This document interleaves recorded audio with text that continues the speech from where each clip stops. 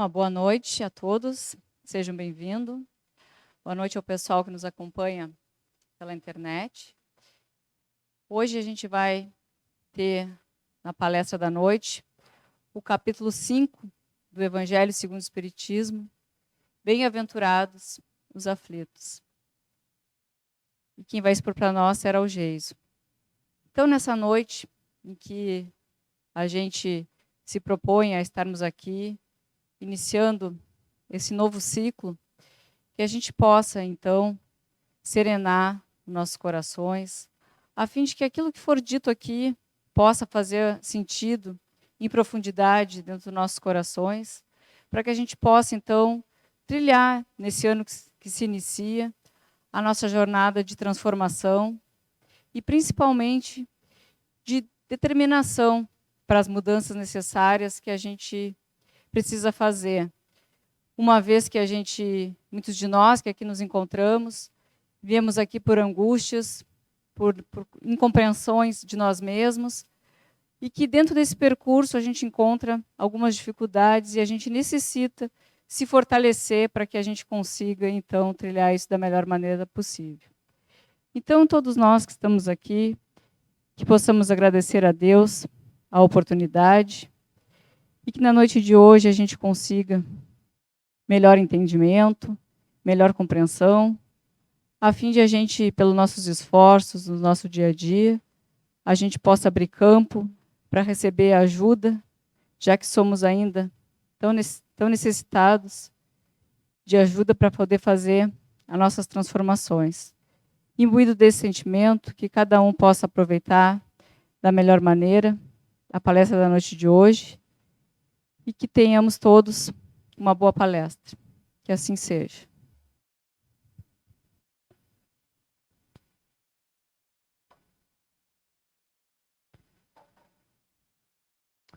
Boa noite, pessoal. Boa noite, pessoal que nos acompanha pela internet. O capítulo de hoje tem esse título, Bem-aventurados os aflitos. Antes da gente poder explicá-lo, vamos lembrar que na semana passada o capítulo tinha por título Ninguém poderá ver o reino de Deus se não nascer de novo, que falava da reencarnação. Não é à toa que esse capítulo vem antes do de hoje, porque fica verdadeiramente impossível a gente conseguir entender de uma forma que nos faça sentido, que seja justa, o que nos acontece nessa encarnação de forma completa, sem que a gente faça correlações com vidas anteriores. Na verdade, nós somos os mesmos espíritos que reencarnamos muitas vezes. Cada uma dessas vezes, nós adquirimos um pouco mais de experiências. Só que nem todas essas experiências são bem-sucedidas. Algumas experiências são mais difíceis. A gente acaba fracassando nelas no sentido de que a gente conduz elas de forma a produzir prejuízo para a gente ou para os outros. Como assim produzir prejuízo? A gente acaba afetando a nossa própria consciência. Coisas que a gente já sabe, já consegue entender naquela ocasião que são erradas, que a gente não deveria fazer, mas ainda assim, para levar alguma vantagem, atender alguma satisfação pessoal, para se vingar de alguém, para levar a melhor, a gente acaba se permitindo fazer. E nessa permissão de se fazer, a gente cria um conflito que é interno. Até hoje, as religiões normalmente nos ensinaram que essa conta dos erros era feita externamente a nós, por Deus, pelos espíritos, pelos anjos, que veriam os nossos atos, iriam anotando, para que depois, ao final da vida, a conta chegasse, com erros e acertos. Um saldo positivo ou um saldo negativo. Só que a gente aprende através da doutrina espírita, pelo ensinamento dos espíritos superiores, que já estão mais à frente nesse processo evolutivo, que na verdade essas contas, favoráveis ou desfavoráveis, elas se encontram dentro de nós mesmos. na nossa própria consciência. Dessa forma, o céu e o inferno são construções de longo prazo que nós estruturamos no nosso interior de acordo com a forma que a gente vive, com as escolhas que a gente faz. Uma coisa interessante é que isso não é feito seguindo um livro de regras. Por quê? Justamente porque dentro do processo evolutivo, cada criatura se encontra num estágio diferente. Então, quando a gente não sabe, dentro do processo evolutivo, a gente de verdade não sabe, não é uma mentira que a gente diz para amenizar nossa culpa. De verdade, a gente não sabe, e a gente mesmo assim vai lá e erra, esse peso dentro da nossa própria consciência é diferente de quando a gente vai lá e faz um erro, tendo plena consciência que nós estamos fazendo errado. O peso interno, o nível de conflito interno que isso gera, no segundo caso, é maior, é mais intenso. E se isso vai sendo repetido ao longo da encarnação, e mais, vai sendo repetido ao longo de diversas encarnações, esse conflito vai aumentando internamente. Nos tira a paz. E nos gera uma série de distúrbios, que muitas vezes acabam sendo somatizados. O que é isso? Acabam afetando a própria estrutura orgânica. O funcionamento do nosso corpo fica afetado por causa disso. Mesmo quando a gente está desencarnado, quando nós não temos um corpo físico, ainda assim, esses conflitos atuam. Afetam o nosso perispírito, o nosso corpo espiritual, e antes disso, afetam a nossa mente, que é o centro de comando, de emanação do espírito, que tem como correspondente no corpo físico, como instrumento de manifestação no corpo físico, o cérebro. Esses desequilíbrios mentais, que não são cerebrais inicialmente, repercutem sobre o cérebro e geram nele problemas das mais diversas ordens, dos mais diversos tipos. O que a medicina procura, dentro dos seus limites, fazer, a ciência procura, dentro dos seus limites, fazer, é categorizar esses conflitos, esses problemas, para que fique mais fácil estudar e achar, quem sabe, uma solução para eles. Entretanto, como normalmente a medicina e a ciência da atualidade ainda não avançam para o campo da espiritualidade, tratam com remédios, com algumas terapias ou coisas do gênero, nem sempre é possível encontrar uma cura mais completa. Quando essa cura, é claro, é possível. Como assim a cura ser possível? Porque há circunstâncias que estão dentro aí a gente já vou adiantar um pouquinho o capítulo de hoje, que estão dentro da nossa programação encarnatória. Quando nós vamos reencarnar, o nosso anjo da guarda, com outros espíritos superiores responsáveis pelo nosso processo encarnatório, ele estuda de acordo com as nossas características, boas e más, com o somatório das nossas experiências, eles fazem, em resumo, a seguinte questão, a seguinte pergunta antes da gente nascer.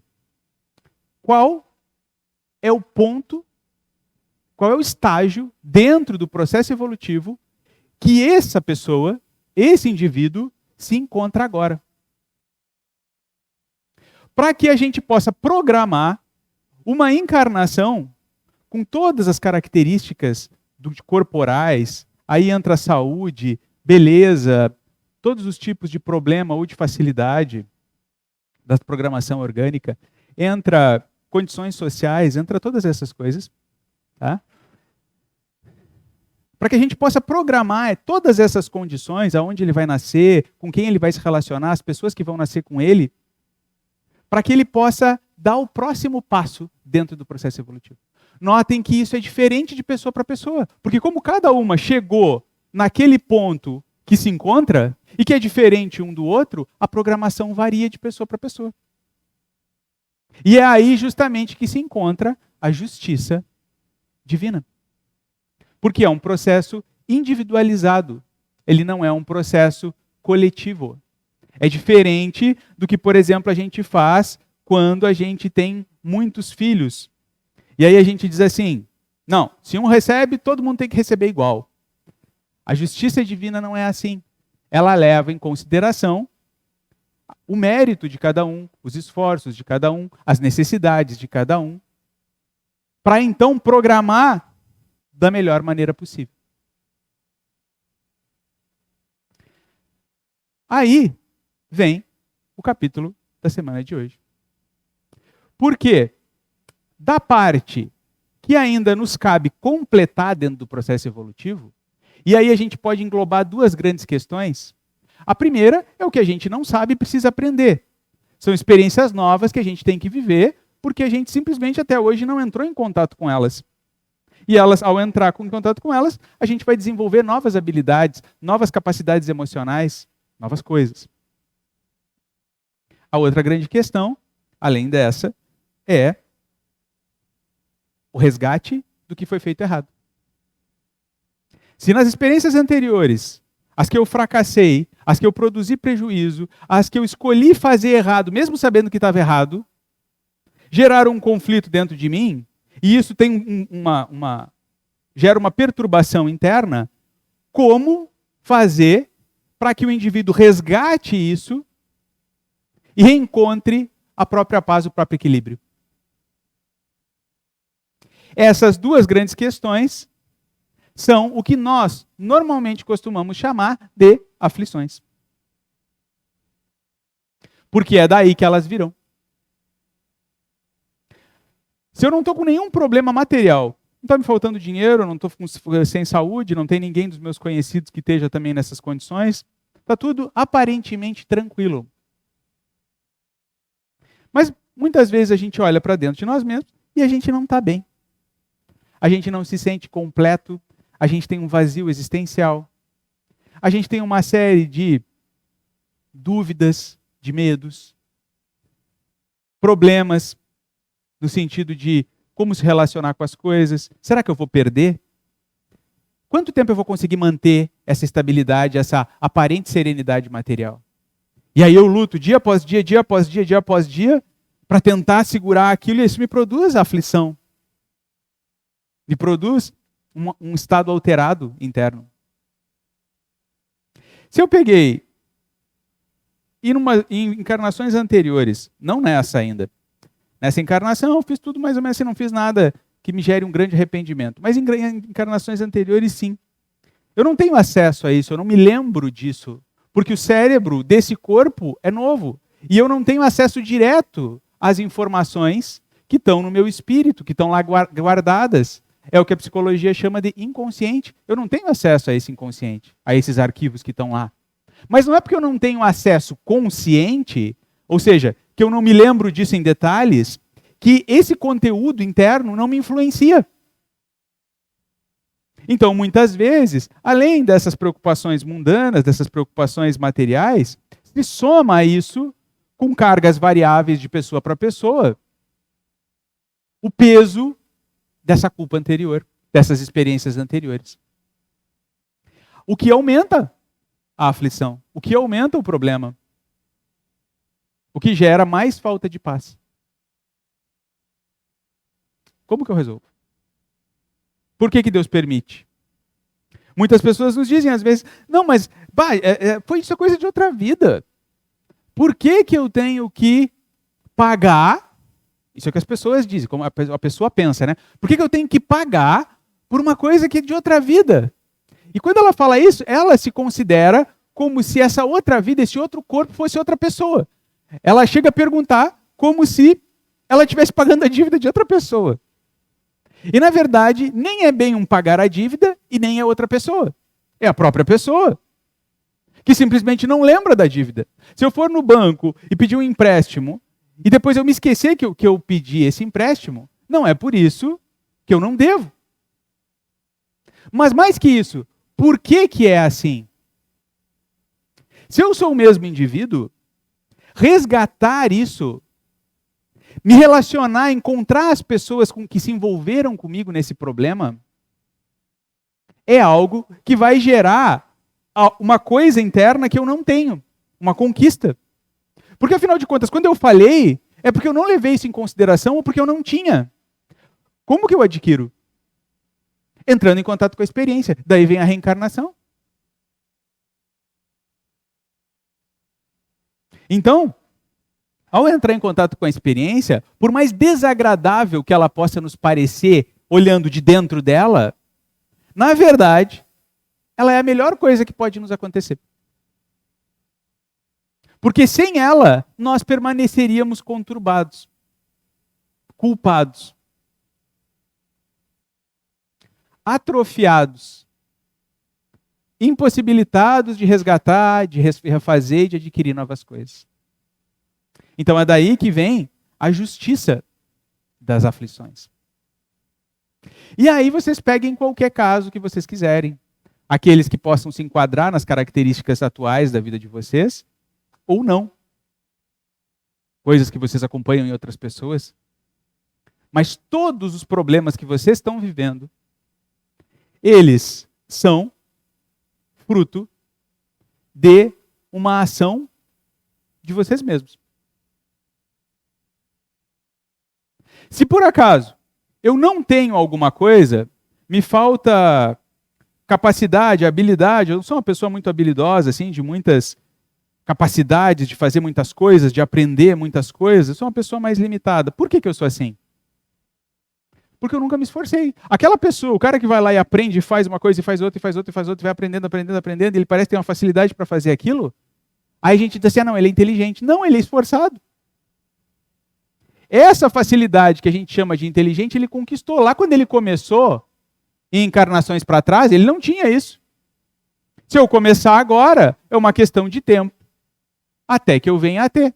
Nessa encarnação eu vou melhorar um pouquinho, na próxima um pouco mais, e assim vai indo, até que eu alcance todas as potencialidades em máximo grau. Se eu estou sofrendo algum problema, normalmente é porque eu já fiz mau uso, como eu disse, nessa vida ou em vidas anteriores.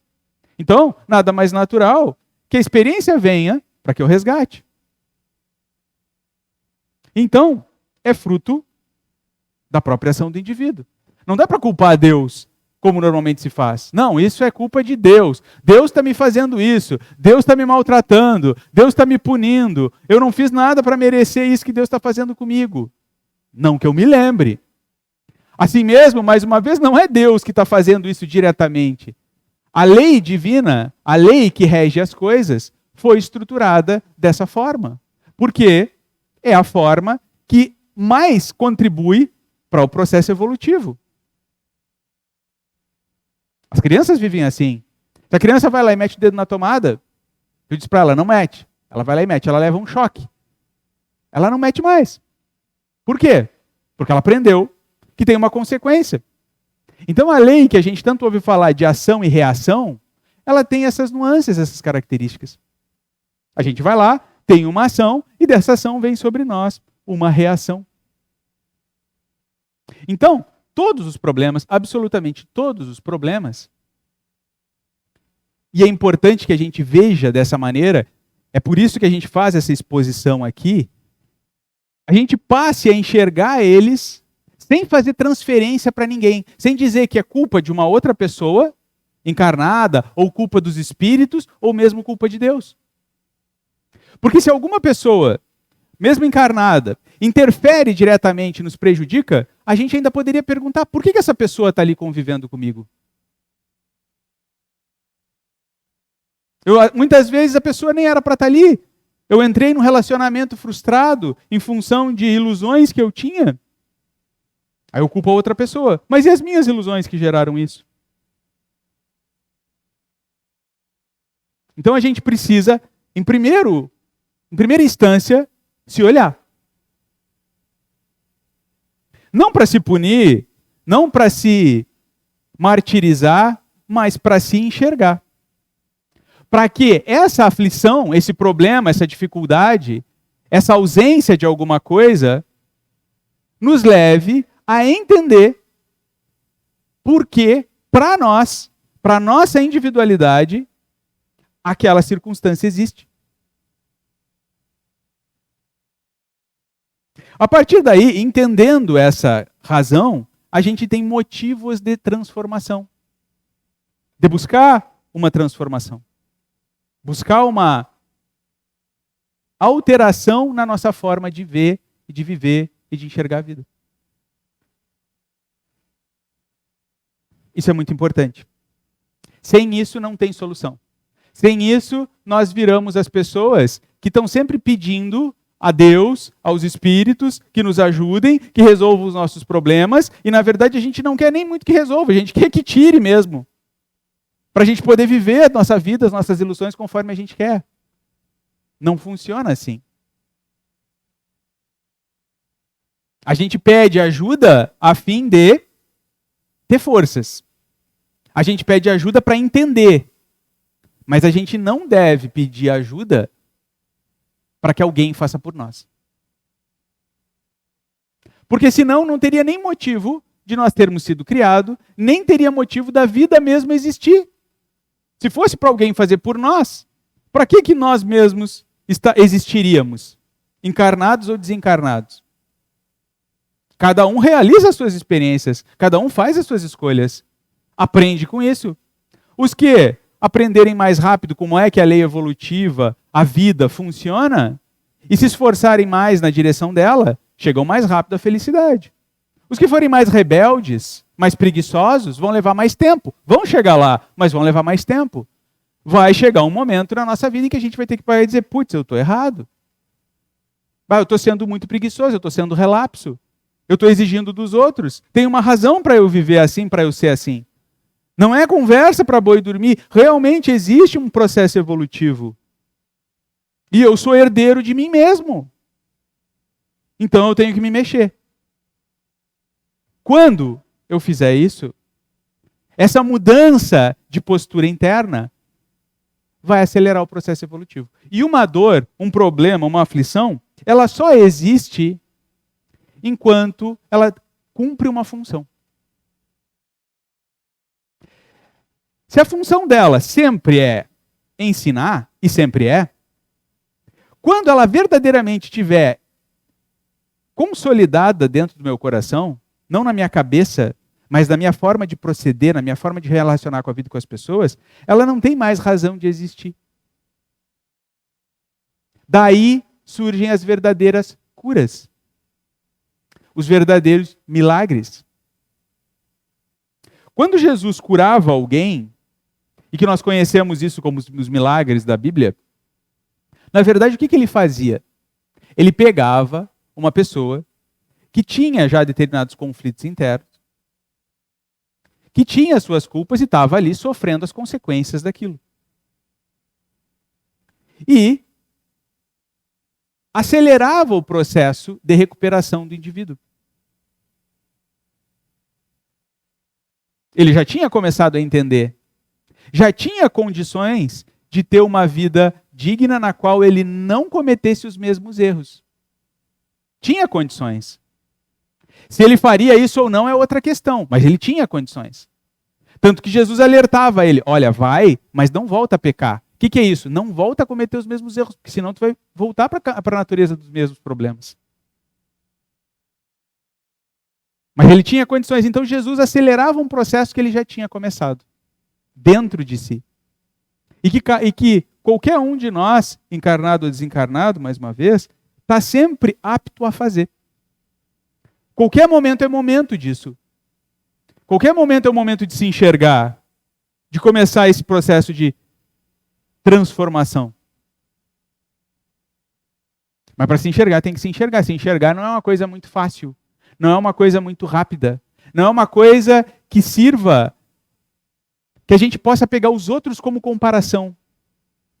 Que os outros nos sirvam de comparação. A referência, as nossas referências são duas. A primeira é o referencial de objetivo, que segundo os espíritos superiores é Jesus. Não é ninguém mais. A segunda é o referencial de estágio atual, que é a própria criatura. Então eu vou comparar quem eu sou, onde eu estou, como que eu sinto, com o que Jesus ensinou. E aí vem a importância de eu aprender o que Jesus ensinou. Esse é o capítulo da nossa semana seguinte, da próxima semana, que fala do Cristo Consolador, que diz lá, olha, quando tu estiver em dificuldade, em problema, tu estiver se sentindo sobrecarregado com essas coisas do mundo, tu já não aguentar mais, tu não quiser mais ser a mesma criatura, vinde a mim, que eu vos aliviarei. E aí vem toda a sequência dos capítulos do Evangelho que vão ensinar sobre os ensinamentos de Jesus. Por que cada coisa que ele disse? Não de uma forma teológica, externa, distante de mim, mas de uma forma que eu possa aplicar na minha vida de relação lá fora. Que me dê força e estrutura para que eu consiga viver as dificuldades, os problemas todos os dias. Porque os problemas não vão parar. As circunstâncias da vida não vão parar. Porque o processo evolutivo continua. A gente precisa continuar aprendendo. Algumas coisas são mais difíceis, é claro. São mais pesadas, nos exigem mais. Daqui a pouco passa. Daqui a pouco alivia. Mais um tempo e volta de novo para nos testar, para ver. Para que a gente consiga ver, medir, assim, às vezes a gente chega a conclusões erradas. Não, agora eu já consegui, já me transformei, já me enxerguei, já estou noutra. E aí aparece um problema que me dá a oportunidade de ver, putz, eu não fiz tudo isso, não. Eu ainda tenho problemas, eu ainda tenho as dificuldades. Elas podem até ter sofrido alguma variação, às vezes não. Agora eu consegui me dar conta mais rápido, antes eu não me dava. Mas elas ainda existem. E isso serve para quê? Para que o próprio indivíduo, percebendo isso, não relaxe. Tenha um compromisso consigo mesmo. Se respeite e faça esforço na direção de dar continuidade ao seu processo evolutivo. Aproveitar a oportunidade. E os desencarnados, que também estão vivendo as experiências do mundo espiritual, se preparem, se esforcem, para já fazer alguns progressos agora, para encarnar com mais chance de não falhar nos mesmos erros. Esses problemas que nós temos não são os primeiros, não é a primeira vez que a gente enfrenta eles. Na maioria das vezes, especialmente esses que, sabe aqui, esses que nos fustigam, que a gente pode ser muito difícil. Não consigo mudar isso. Esse defeito não é a primeira vez. Porque quando é a primeira vez, a gente não tem um apego tão grande, é difícil. Mas a gente vai lá e faz um jeito daqui, se esforça dali e a gente consegue. Mas esses que estão enraizados, que a gente se condicionou ao longo de várias vidas e várias circunstâncias, repetindo a mesma maneira de proceder, a repetição torna eles difíceis. Vocês notem que para outra pessoa, aquele defeito que parece uma coisa muito difícil para nós, para outra é fácil. Porque ele não se condicionou nesse aspecto. Então, que a gente se olhe. Que a gente olhe as nossas aflições, os nossos problemas e as nossas dificuldades, sem se vitimizar. Querendo se entender. Querendo se encontrar. Querendo sair disso. E a parte boa que nós encontrarmos em nós, que sirva de estímulo, assim como os progressos que a gente consiga fazer em relação aos nossos próprios erros, que sirva como estímulo, mostrando que é possível conseguir coisas boas, que é possível se superar, que é possível ir adiante. Que naquilo que eu consegui fazer alguma coisa foi porque eu me esforcei. Eu posso ter recebido ajuda, auxílio no início, mas eu tive que querer e tive que me esforçar. E quando eu me esforcei, eu tive resultado com altos e baixos, como é normal. Mas eu fui nessa direção. As coisas que eu não tenho é porque eu não fiz isso. Foi as que eu fui relapso, foi as que eu não quis, porque eu gosto ainda, eu encontro algum comprazimento interno em manter determinadas coisas. Vocês notem que o próprio, vou dar um exemplo, o próprio sentimento vitimista, quando a pessoa sente pena de si mesmo e que quer que os outros sintam pena dela, a gente olhando, é uma coisa lamentável. Mas há um comprazimento da pessoa. O que é comprazimento? Ela ainda encontra uma forma de fugir, porque dizendo para ela mesma que não dá, que eu não consigo, que eu não tenho força, ela se desculpa para não fazer as suas transformações. Ela se desculpa para não se modificar. Isso é comprazimento. É uma coisa que a gente olha e diz, mas como é que... A própria pessoa diz, mas tu diz que eu tenho prazer nisso, mas como que eu posso ter prazer nisso se eu sofro? Aí é que está o comprazimento. É uma coisa contraditória. É um sofrimento externo, mas que encontra algum mecanismo de fuga interno. A gente precisa perceber que isso tudo existe. Espiritismo, a vida, não é uma coisa simplista. A gente precisa, como qualquer coisa, se dedicar a pensar, refletir, tirar momentos para ler. Mas não apenas ler. Quantas pessoas a gente conhece que começam a entender isso? Não, eu tenho que estudar, eu tenho que aprender e tal. Aí a pessoa vai lá e lê, mas ela só lê. Pega uma frase ou outra de efeito lá, acha bonito, às vezes até se emociona, fecha o livro e volta para a vida. A gente precisa ler e num outro momento, que pode ser a logo após, ou pode ser num outro momento, a gente precisa refletir. Olhar assim, cada coisa que eu fiz hoje, cada sentimento que se passou dentro de mim, dos bons e dos ruins, as buscas de prazeres, as euforias, as ilusões, cada coisa que acontece. Depois eu chego de noite, ou em algum momento sozinho, eu pergunto, mas por que será que eu sou assim? Por que eu reajo assim? Por que eu me irrito com tal circunstância? Por que eu encontro prazer em tal outra? Sem aceitar essa resposta assim, não, mas é óbvio. Não é óbvio, nada é óbvio. A gente precisa olhar. E aí, se eu não tiver a resposta, se eu não conseguir encontrar, quando eu fizer as leituras, eu estou em busca de alguma coisa, eu tenho perguntas atrás das quais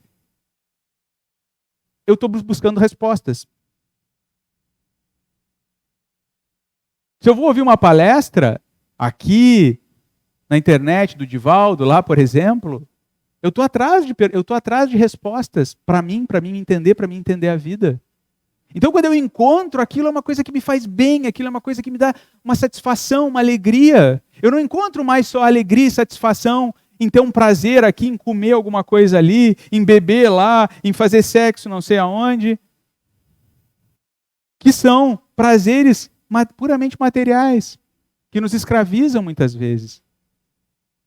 Eu começo a encontrar alegria de viver no próprio ato de entender a vida. E entendendo a vida eu vou me entendendo, e vou me integrando dentro dela, e vou encontrando motivos para me resignar, e vou encontrando motivos para resgatar, e vai aumentando a minha tolerância em relação aos defeitos dos outros, porque eu vou enxergando os meus próprios. E a vida muda. Tendo falado tudo isso, agora a gente pode ler a pequena passagem do Evangelho e agora a gente talvez consiga dar a ela o significado que ela tem, mais profundo. Que diz assim, bem-aventurados, felizes daqueles que choram, pois que serão consolados. Notem que não é o ato de chorar, mas é o choro quando ele vem com o reconhecimento do próprio indivíduo. Então, ele está arrependido. Ele quer se integrar com a vida. Vai encontrar consolo. Vai encontrar o caminho. Não tem como não encontrar. É só uma questão de esforço e de tempo. Bem-aventurados os famintos, que têm fome, e os sequiosos de justiça, pois que serão saciados. Mais uma vez, quantas pessoas a gente encontra dessas pessoas que passam fome na rua, que colhem lixo, mas que são revoltadas, que muitas vezes estão nessa condição porque a sua família não os aguentou, ou eles não quiseram se submeter das regras familiares e foram para essas condições. Vocês acham que simplesmente a fome por si só vai modificar o indivíduo? Não, vai trazer algumas experiências. Tanto que muitas vezes nós encontramos esses espíritos depois de mortos nas atividades mediúnicas, ainda com as mesmas revoltas e as mesmas situações. Ele está falando aqui, a fome e a sede, ele está falando dessa vontade interna de aprender, de se superar, de se transformar, esse ânimo. E aqueles que tiverem isso encontrarão. A justiça que ele fala aqui não é essa justiça dos homens que é tendenciosa, que nós muitas vezes aplicamos, que diz assim, não, mas para os meus é uma coisa, para os outros é outra. Então, como eu quero entender a vida que é obra de Deus, e Deus faz que o sol se levante sobre bons e maus, sobre justos e injustos, ele é para todos, nos atinge a todos. Da mesma maneira, sem distinção, levando em consideração o grau evolutivo de cada um, as características de cada um. Então, se eu quero me integrar nessa vida, eu vou ter que ver, passar a ver dessa maneira. Eu vou ter que buscar isso. E quando eu buscar isso e eu enxergar a justiça, eu vou encontrar um pouco mais de paz. Porque esses sentimentos que eu tenho muitas vezes de injustiça, de não aceitar, eu não queria que as coisas fossem assim, eu queria que as coisas fossem de outro jeito, eu seria mais feliz se a vida fosse de outra maneira, se eu tivesse tal ou tal coisa. Se eu não tivesse tal ou tal dificuldade, isso tudo vai desaparecer de dentro de mim. E quando desaparecer de dentro de mim, eu vou aceitar. E quando aceitar, quem é que ganha com isso? Eu. Porque agora eu tenho paz. Eu entendi, não na minha cabeça, no meu coração, então eu aceito, não no sentido de ficar entregue, que eu não vá buscar recurso para sair de uma situação difícil, mas eu vou trabalhar com um pouco mais de equilíbrio, sabendo que do meu trabalho, do meu esforço, da minha dedicação, mais ali na frente, agora ou numa próxima vida, vai surgir um resultado diferente. Vai haver uma modificação. A hora que as lições forem consolidadas, aquele sofrimento vai desaparecer. E a certeza disso, dentro de mim, vai me trazer paz, vai me trazer equilíbrio. Bem-aventurados os que sofrem perseguição pela justiça, pois que é deles o reino dos céus. Aí a gente passa a entender essa justiça e essa vida e começa a querer passar a viver assim. E a gente já não protege mais os nossos indevidamente. Nós começamos a criar uma consciência de mais fraternidade, de mais equilíbrio, de mais igualdade, uma fraternidade mais universalista. E aí o que vão nos cobrar? O que é a perseguição pela justiça? Vão dizer, não, mas tu não está fazendo assim, tu tem que defender a tua família, tu tem que me defender, porque afinal de contas eu tenho relação contigo. Ou no trabalho, quando a gente tiver uma atitude equilibrada, correta, que contraria o sistema, e nós formos perseguidos, nós formos acusados indevidamente, a gente vai se manter equilibrado. Sabendo que o nosso equilíbrio responde pela nossa consciência. A nossa consciência vai permanecer equilibrada. Nós não vamos se vender a nossa paz para não se incomodar ou para adquirir alguma outra coisa. Porque a gente sabe que se nessa vida nós estamos colhendo do passado, a nossa próxima vida depende do que nós fizermos agora, do que nós plantarmos agora. Então, entendam que quando Jesus falava isso, ele sabia de tudo isso como ninguém. E cada frase que parece não ter conexão uma com a outra, tem uma conexão perfeita, que nos liga a todos, que nos diz respeito a todos, independente da condição, independente do nível de conflito, independente das nossas culpas, do nosso nível de arrependimento ou não, se nós estamos encarnados ou não. Isso é para todos. Que a gente possa sair daqui, e quando voltarmos às nossas vidas, que isso passe a nossa consideração. Porque no automatismo, a gente volta para a vida e volta as mesmas preocupações e daqui a pouco isso desaparece da nossa cabeça. Que a gente se vigie, como dizia Jesus. Vigiai. Para que essa preocupação esteja conosco. E que na hora que a situação aparecer, que os nossos impulsos vierem à tona no automático, a gente analise, reflita, tenha um outro comportamento. Mude a nossa visão da vida, aumente a nossa esperança, para que a nossa vida mude pelo nosso esforço.